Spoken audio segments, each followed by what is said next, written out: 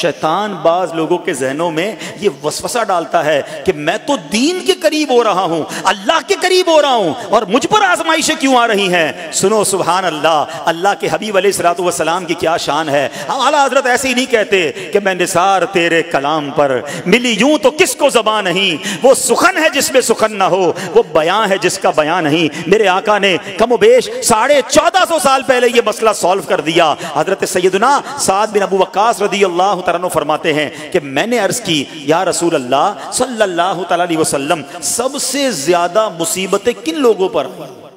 گلی مکا دی نا، پنجابی میں کہتے ہیں نا گالی بات ہی ختم کر دی۔ حضور یہ بتائیں سب سے زیادہ مصیبتیں کن لوگوں پر آئیں؟ پیارے آقا نے فرمایا انبیاء پر۔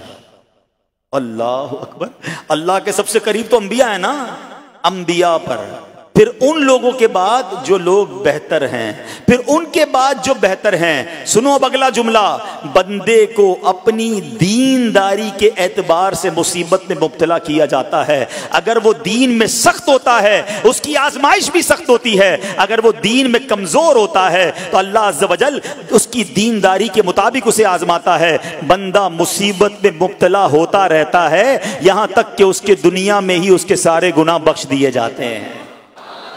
گویا اللہ کی یہ رحمت ہے کہ بندہ بڑا نیک ہو رہا ہے، رب چاہتا ہے کہ اس بندے پر آزمائش بھیجوں، میرا نیک بندہ صبر کرے، اس کے گناہ معاف ہو جائیں اور میرے پاس آئے تو اس کو جنت میں داخل کر دوں۔ اللہ اکبر۔ اے پیارے اسلامی بھائیوں، یاد رکھنا، اب جو میں نے ایک سوال قائم کیا تھا نا کہ یار میں تو دین کے قریب، میں تو اللہ کے قریب ہونے کی کوشش کر رہا ہوں اور ایک کے بعد ایک آزمائش آ رہی ہے، یہ کیا ہے؟ اب ایک اور حدیث سن لو، سبحان اللہ۔ حضرت سیدنا انس رضی اللہ تعالیٰ عنہ سے روایت ہے، سرکار والا تبار، ہم بے کسوں کے مددگار، شفیع روز شمار، دو عالم کے مالک و مختار صلی اللہ تعالی علیہ وآلہ وسلم نے فرمایا، جب اللہ عز و جل کسی بندے سے محبت فرماتا ہے، سننا ذرا غور سے، اللہ عز و جل جب اپنے کسی بندے سے محبت فرماتا ہے یا اسے اپنا دوست بنانے کا ارادہ فرماتا ہے تو اس پر آزمائشوں کی بارش فرما دیتا ہے۔ اللہ کریم اس پر محبت بھی فرما رہا ہے اور آزمائشیں بھی بھیج رہا ہے۔ دوست پر آزمائشیں کون بھیجتا ہے؟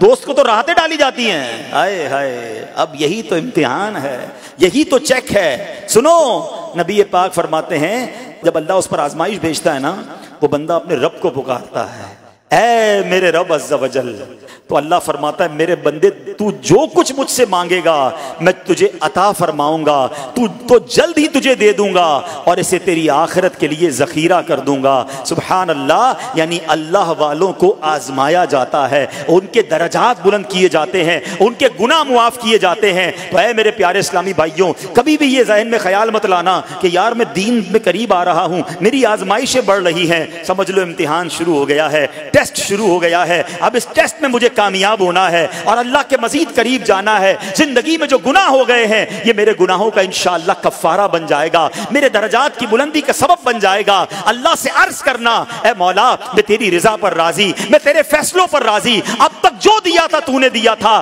یہ سب کچھ تیرا ہے، اے رب جب تو واپس لے گا میں اس پر راضی۔ جب یہ ثابت قدمی نصیب ہو گئی، پھر دیکھو غیب کے خزانوں سے کیسا آپ کے دل پر سکینہ اترے گا، پھر کیسا آپ پر رحمتوں کا نزول ہوگا۔ تو اے میرے پیارے اسلامی بھائیوں، مصیبتیں آ چکی اور آنے بھی والی ہیں، پہلے ذہنی طور پر تیار رہنا، مگر صبر کرنا۔ یہ چند دنوں کی، چند گھنٹوں کی، چند لمحوں کی مصیبت ہے، مگر یہ تمہارے درجات کو بلند کر دے گی۔ رب کریم صبر کرنے والوں کو پسند فرماتا ہے۔